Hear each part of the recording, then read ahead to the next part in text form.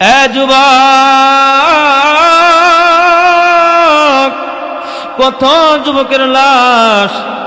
আজকে আমরা যখন আসতেছি মাহফিলের উদ্দেশ্যে রওনা হয়েছি, এই যে দেখেন, তাকে দেখেন, নরসিংদী না ২৫০০-এর পরে কালীবাজারের দিকে নরসিংদী ২৫০০-এর এক মাদ্রাসার ছাত্র পরীক্ষা দিয়ে আসার পথে যখন কালীবাজার ব্রিজের ভিতর চলে এসেছে, দাওরা হাদিসের একজন ছাত্র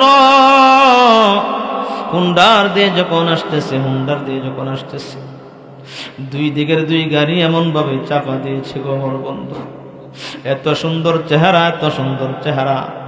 ফেসবুকে দেখলাম, ইউটিউবে দেখলাম, কত সুন্দর চেহারার অধিকারী।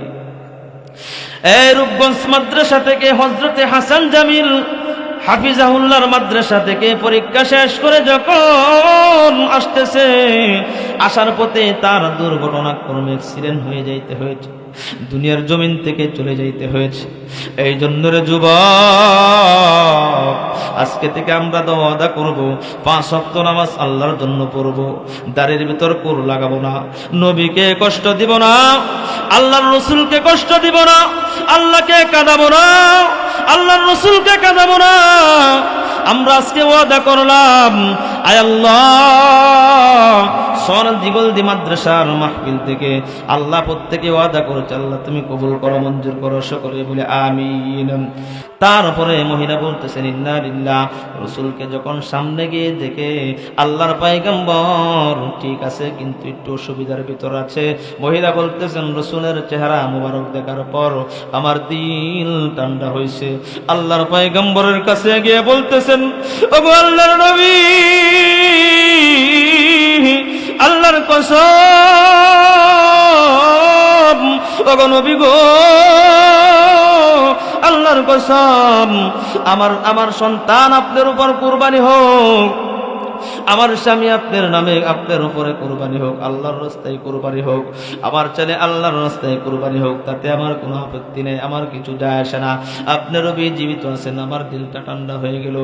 এই জন্য রে আমার বন্ধুগণ, একটা পাগলির মতো মহিলা এত পাগলি বেশে যখন আল্লাহর পয়গম্বরের জন্য নিজের সন্তান চলে গেছে 1 মিনিটের জন্য আপত্তি করে নাই, নিজের স্বামী চলে গেছে 1 সেকেন্ডের জন্য আপত্তি করে নাই, নিজের সন্তান চলে গেছে 1 সেকেন্ডের জন্য আপত্তি করি নাই। এই জন্য আল্লাহর পয়গম্বর বলে না, লা ইউমিনু আহাদুকুম হাত্তা আকুনা আহাব্বা ইলাইহি মিন ওয়ালিদিহি ওয়া ওয়ালাদিহি ওয়ান নাস আজমাইন।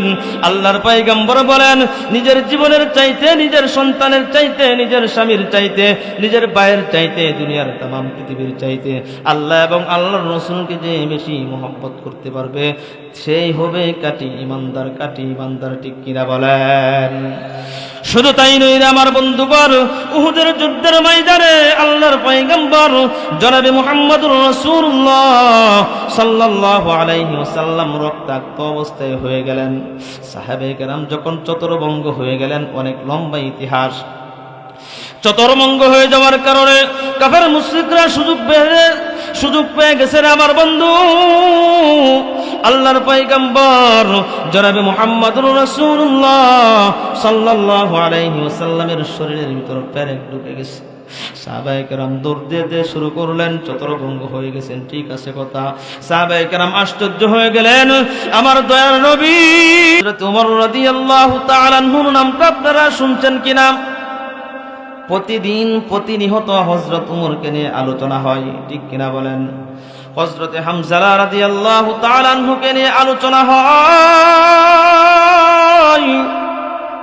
আল্লাহর পয়গম্বরের সাহাবী হযরত ওমর রাদিয়াল্লাহু তাআলা আনহু কত বড় একজন আল্লাহ প্রেমিক ছিলেন, রাসূল প্রেমিক ছিলেন, যে উমরকে আল্লাহ রাব্বুল আলামিন এত পছন্দ করতেন। আল্লাহ রাব্বুল আলামিন হযরত উমরের মেজাজ মতে 21 জায়গায় কোরআনুল কারীমের আয়াতে কারিমা নাযিল করে দিলেন, সুবহানাল্লাহ। হযরত উমর রাদিয়াল্লাহু তাআলা আনহু রাস্তা দিয়ে হেঁটে হেঁটে যাচ্ছেন। কোন এক পর্যায়ে হযরতে হামজা রাদিয়াল্লাহু তাআলা আনহুর সাথে সাক্ষাৎ হয়ে যায়। হে ভাই উমর, কোথায় তুমি পাগল পাগল পারা হয়ে যাচ্ছ রে উমর? হযরত উমর রাদিয়াল্লাহু তাআলা আনহু বলেন, হে ভাই হামজালা, তুমি কি জানতে চাও? তুমি কি জানতে চাও আমি কোথায় পাগল পারা হয়ে পাগলের মতো বেশে ধরে যাচ্ছে রে ভাই? যতক্ষণ পর্যন্ত আমি নবীর সামনে থাকি, আল্লাহর পয়গম্বরের সোহবতে থাকি, ততক্ষণ পর্যন্ত আমার দিলের অবস্থা ভালো থাকে, দিলের অবস্থা ভালো থাকে, মনের অবস্থা ভালো থাকে। যখন আল্লাহর পয়গম্বরের কাছ থেকে আমি দূরে সরে যাই, আমার দিলের পরিবর্তন চলে আসে, আমার ভালো লাগে না, মন চাই না ইবাদত বন্দি করতে, আল্লাহর হুকুম মানতে, রাসূলের তরিকা অনুযায়ী চলতে। হযরতে হামজা রাদিয়াল্লাহু তাআলা আনহু সেম টু বলতেছেন, হে ভাই উমর,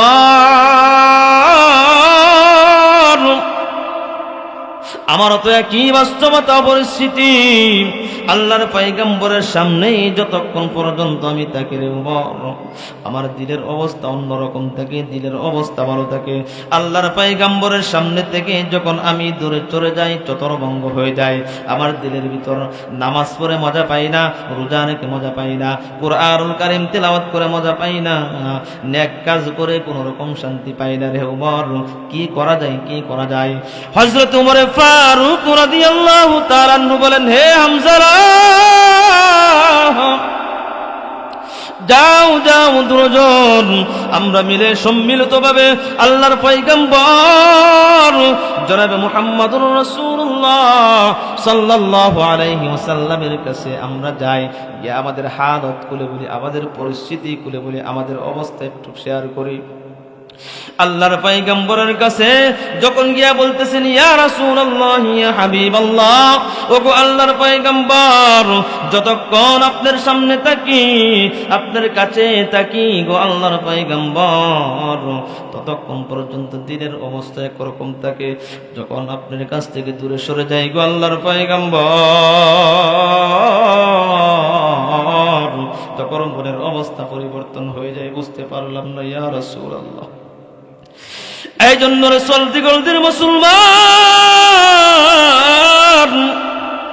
আল্লাহর পয়গম্বর জনাবে মুহাম্মদুর রাসূলুল্লাহ সাল্লাল্লাহু আলাইহি ওয়াসাল্লাম হাদিসটা বর্ণনা করলেন, বলতেছেন, লা ইউমিনু আহাদুকুম হাত্তা আকুনা আহাব্বা ইলাইহি মিন ওয়ালিদিহি ওয়া ওয়ালাদিহি ওয়ান নাসি আজমাইন। আল্লাহর পয়গম্বর বলেন, হে উমর, হে হামজালা, তোমরা তোমাদের দিলের কান দিয়ে শুনে নাও। হে উমর, হে হামজালা, তোমরা দিলের কান দিয়ে শুনে নাও রে হামজালা, আল্লাহ এবং আল্লাহর রাসূলকে তোমরা কি পরিমাণ ভালোবাসো, কি পরিমাণ মহব্বত করো, একটু বলো তো রে বাবা, একটু বলো তো রে বাবা, একটু বলো। আল্লাহর পয়গম্বর যখন এই কথা বললেন, সঙ্গে সঙ্গে উমর এবং হামজা রাদিয়াল্লাহু তাআলা আনহু বলতেছেন, হ্যাঁ আল্লাহর পয়গম্বর, ভালোবাসি ভালোবাসি ভালোবাসি। আল্লাহর পয়গম্বর বলেন, কিরকম ভালোবাসো? না, অনেক ভালোবাসি। আল্লাহর পয়গম্বর বলেন, না না না, এই ভালোবাসা দিয়ে জান্নাত হাসিল করা যাবে না, এই ভালোবাসা দিয়ে ফুলসিরাত পাড়ি দেওয়া যাবে না, এই ভালোবাসা দিয়ে কবর পাড়ি দেওয়া যাবে না, এই ভালোবাসা দিয়ে আল্লাহর দিদার হাসিল করা যাবে না। এই যতটুকু পরিমাণ ভালোবাসো, এই সামনে সামনে ভালোবাসো, আমার আড়াল হলে তোমাদের ভালোবাসা কমে যায়, এই ভালোবাসা দিয়ে কিছুই কাজে আসবে না। আল্লাহর পয়গম্বর জনাবে মুহাম্মদুর রাসূলুল্লাহ সাল্লাল্লাহু আলাইহি ওয়াসাল্লাম বলেন, শুনে নাও রে উমর, শুনে নাও হামজালা, তোমার জীবনের চাইতে, তোমার যৌবনের চাইতে, তোমার স্ত্রীর চাইতে, তোমার বাবার চাইতে, তোমার মার চাইতে, তাম পৃথিবীর চাইতে যতক্ষণ পর্যন্ত তুমি উমর আল্লাহ এবং আল্লাহর রাসূলকে বেশি ভালো না বাসতে পারবা, ততক্ষণ পর্যন্ত তুমি ইমানদার ইমানদার কখনোই হইতে পারবা না। তাৎক্ষণিক সময়ের ভিতর আল্লাহর পয়গম্বরের সাহাবী হযরত উমর বলতেছেন, ইয়া রাসূলুল্লাহ, ইয়া হাবিবাল্লাহ, আমার জীবনের চাইতে, আমার বিবির চাইতে, আমার সন্তানের চাইতে, সব কিছুর চাইতে আমি ওয়াদা করলাম এই মুহূর্তের ভিতর আল্লাহর কসম,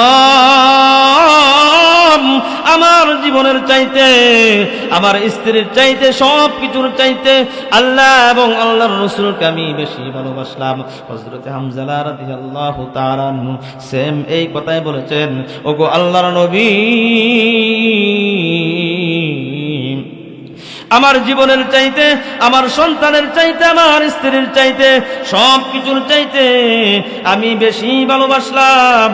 এই মুহূর্তের ভিতর আমার বন্ধুগণ, আল্লাহর পয়গম্বর জনাবে মুহাম্মদুর রাসূলুল্লাহ সাল্লাল্লাহু আলাইহি ওয়াসাল্লাম বলেন, হে উমর, হে হামজা, তোমরা দুইজন পরিষ্কার শুনে নাও, পরিষ্কার শুনে নাও, এতক্ষণ পর্যন্ত তোমরা কাটি ইমানদার হইতে পারো নাই।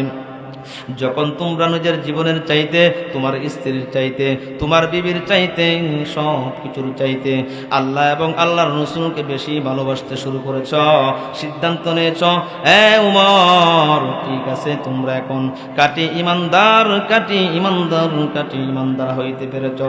জোরে জোরে আওয়াজ দেয়া বলা যাবে কিনা আল্লাহু আকবার? আরো জোরে বলেন আল্লাহু আকবার, আরো জোরে বলেন আল্লাহু আকবার, আরো জোরে আওয়াজ দেয়া বলেন আল্লাহু আকবার। এই জন্য রে মুসলমান ভাইরা রে আমার, নিজের জীবনের চাইতে, নিজের যৌবনের চাইতে কাকে বেশি ভালোবাসতে হবে? আওয়াজ দেয়া বলেন। এই জন্য রে মুসলমান ইমানদার আল্লাহর গোলাম, উহুদের যুদ্ধের দিকে খেয়াল করলে দেখা যায়, লক্ষ্য করলে দেখা যায়, তায়েফের ময়দানে আল্লাহর পয়গম্বর কত কষ্ট করেছে, খন্দকের যুদ্ধের ময়দানে কত কষ্ট করেছে। এ বন্ধুগণ, আল্লাহর পয়গম্বর জনাবে মুহাম্মদুর রাসূলুল্লাহ সাল্লাল্লাহু আলাইহি ওয়াসাল্লাম উহুদের প্রান্তরে যখন ঘোষণা হয়ে গেল কুতিলা মুহাম্মদ, মুহাম্মদ আর নাই, নাই, নাই, মুহাম্মদ সাল্লাল্লাহু আলাইহি ওয়াসাল্লাম আর নাই, একটা আনসারী মহিলা পাগল নির্বেশে, এ বন্ধুগণ, উহুদের দিকে দৌড় দিয়ে যাইতেছে রে আমার বন্ধুগণ। এই আনসারী মহিলা পাগল নির্বেশে দৌড় দেয়, উহুদের প্রান্তরে আমার নবী নাই, নবী নাই, নবী নাই। আল্লাহর পয়গম্বর জনাবে মুহাম্মদুর রাসূলুল্লাহ সাল্লাল্লাহু আলাইহি ওয়াসাল্লাম নাই। কথা শোনার পর শয়তান একটা গুজব ছড়ায় দিয়েছে, পাবলিসিটি করে দিয়েছে, আল্লাহর পয়গম্বর নাই। মহিলা পাগলের মতো দৌড় দিয়ে যাকে সামনে পাই তাকে জিজ্ঞাসা করে, কি গো ভাই, আমার নবী কেমন আছেন তুমি জানো কিনা রে? আমার নবী কেমন আছে? লোকেরা বলতেছে, পাগল নির্বেশে তুমি দৌড়াইলে কোনো লাভ হবে না, তুমি কি খবর জানো কিনা, শুনছো কিনা রে মহিলা? মহিলা বলতেছেন, না না, আমি খবর শুনি নাই, জানি নাই। তুমি স্পষ্ট শুনে রাখো, এই উহুদের প্রান্তরে তোমার কলেজার টুকরা বাবা দুনিয়ার জমিন থেকে চিরদিনের জন্য বিদায় হয়ে গেছে। মহিলা বলতেছেন, ইন্না লিল্লাহি ওয়া ইন্না ইলাইহি রাজিউন। এ ভাই, দ্বিতীয় নাম্বার আরেকজনের সাথে সাক্ষাৎ হয়ে যায়। সাক্ষাৎ হওয়ার সঙ্গে সঙ্গে বলতেছেন, আরে ভাই, আমার পয়গম্বর, আমার পয়গম্বর কেমন আছে রে ভাই, আমার পয়গম্বর কেমন আছে? আমার পয়গম্বরের সংবাদটা একটু শোনাও। পয়গম্বরের সংবাদ শোনার পর আমার দিনটা আমি খুশি করি। কিন্তু রে আমার বন্ধুগণ, সেই দ্বিতীয় ব্যক্তি বলতেছেন, এ মহিলা রে, তোমার প্রিয়তমা স্বামী দুনিয়ার জমিন থেকে চলে গেছে। মহিলা বলতেছেন, ইন্না লিল্লাহি ওয়া ইন্না ইলাইহি রাজিউন। আমার স্বামী চলে গেছে, তাতে কোনো আমার আপত্তি নাই। কিরকম ছিল রসুলের প্রেম, রসুলের প্রতি ভালোবাসা! এই নরসিংদীর মুসলমান, আশেকে রাসূল খালি দাবি করলে চলবে না। আশেকে রাসূল হইতে চাইলে কিছু পদ্ধতি আছে, এইগুলি গ্রহণ করতে হবে, ঠিক কিনা বলেন?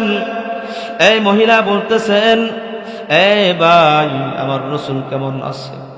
তৃতীয় নাম্বার ব্যক্তি বলতেছেন, তোমার কলিজার টুকরা আদরের সন্তান দুনিয়ার জমিন থেকে বিদায় হয়ে চলে গেছে। বন্ধুগণ, মহিলা বলতেছেন, ইন্না লিল্লাহি ওয়া ইন্না ইলাইহি রাজিউন। এই কথা বলার পর আবার চতুর্থ ব্যক্তির কাছে যখন জিজ্ঞাসা করলেন, বাইরে আমার পয়গম্বর কেমন আছে? আমার পয়গম্বর কেমন আছে? চতুর্থ নম্বর ব্যক্তি বলতেছেন, তোমার আদরের ভাই দুনিয়ার জমিন থেকে বিদায় হয়ে চলে গেছে। প্রথম নাম্বার বাবা চলে গেছে, বাবার সংবাদ পাওয়ার পর সঙ্গে সঙ্গে ইন্না লিল্লাহ বলেছেন। দ্বিতীয় নাম্বার বলেছেন, তোমার স্বামী দুনিয়ার জমিন থেকে চলে গেছে, তাৎক্ষণিক সময়ের ভিতরে বলেছেন ইন্না লিল্লাহ। তৃতীয় নাম্বার যখন বলেছেন, তোমার কলিজার টুকরা সন্তান দুনিয়ার জমিন থেকে চলে গেছে।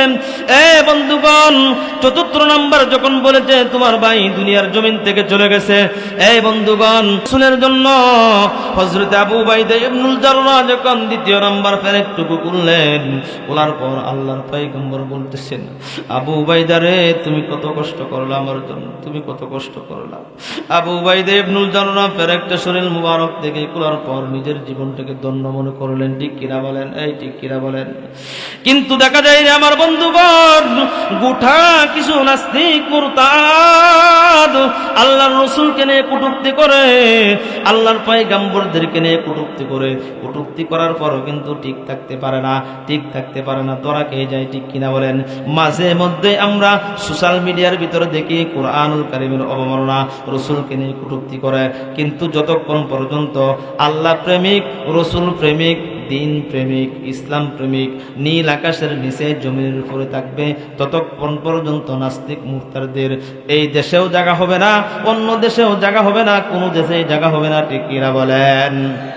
সঙ্গে সঙ্গে লিল্লাহি তাকবীর, আল্লাহু আকবার বলে প্রতিবাদ করার জন্য যুবকরা গর্জে উঠবে। ঠিক কিনা বলেন? এই জন্য রে বন্ধুগণ, আল্লাহ রাব্বুল আলামিন পবিত্র কুরআনুল কারীমের ভিতর বলেন, قل إن كنتم تحبون الله فاتبعوني يحببكم الله ويغفر لكم ذنوبكم والله غفور رحيم।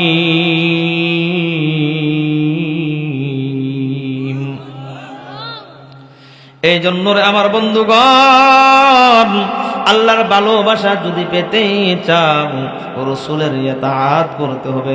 ইতাআত মানে হলো কি? রাসূলের অনুসরণ করতে হবে, মাথা থেকে পাও পর্যন্ত রাসূলের অনুসরণ করতে হবে। ঠিক কিনা বলেন? যুবক, মায়ার নবী, দয়ার নবী রাহমাতুল লিল আলামিনকে তোমরা কষ্ট দিও না রে যুবক। আজকে আমরা যে ডিপার্টমেন্টেই তাকে দেখি, অনেক যুবকদের মুখে কত সুন্দর দাড়ি। ঠিক কিনা বলেন? পুলিশ ডিপার্টমেন্টে তাকাইলেও দেখা যায় অনেক যুবকরা কত সুন্দর দাড়ি রেখে দিয়েছে। আর্মির ভিতর তাকাইলে দেখা যায় যুবকরা দাড়ি রেখে দিয়েছে। বিভিন্ন সরকারি দলের মানুষদেরকে, কর্মকর্তাদেরকে দেখা যায় আল্লাহর পয়গম্বরের দাড়ি মুবারক রেখে দিয়েছে। এক শ্রেণীর মানুষরা বলে, এক শ্রেণীর যুবকরা বলে, দাড়ি রাখলে কি হবে? ঠিক কিনা বলেন? এখনো বিয়া করি নাই, শাদী করি নাই। ঠিক কিনা বলেন? কিন্তু না রে না, আল্লাহর পয়গম্বরকে যদি তোমরা খুশি করতে পারো, দাড়ির জন্য বিয়া এই পর্যন্ত আটকে রেখেছে, এই পর্যন্ত নীল আকাশের নিচে জমিনের উপরে একটা ইতিহাস দেখাইতে পারবেন কিনা?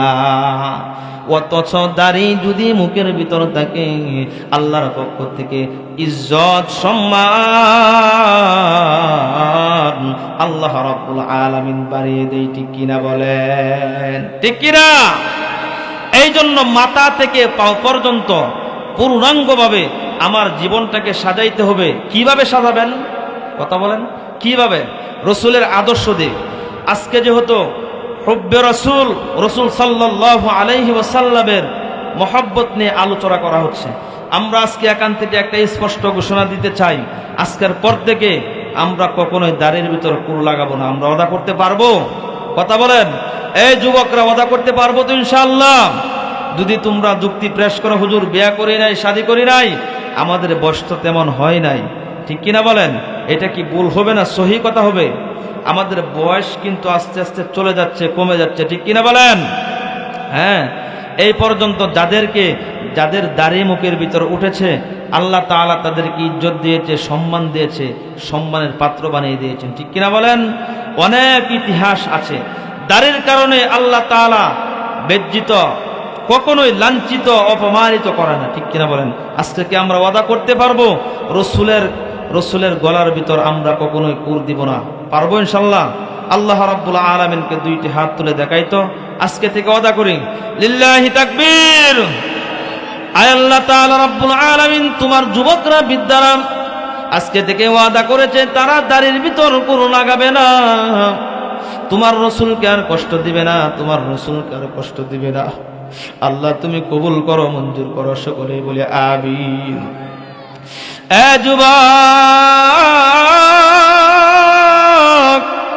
কত যুবকের লাশ আজকে আমরা যখন আসতেছি মাহফিলের উদ্দেশ্যে রওনা হয়েছি, এই যে দেখেন, তাকে দেখেন, নরসিংদী না ২৫০০-এর পরে কালীবাজারের দিকে নরসিংদী ২৫০০-এর এক মাদ্রাসার ছাত্র পরীক্ষা দিয়ে আসার পথে যখন কালীবাজার ব্রিজের ভিতর চলে এসেছে, দাওরা হাদিসের একজন ছাত্র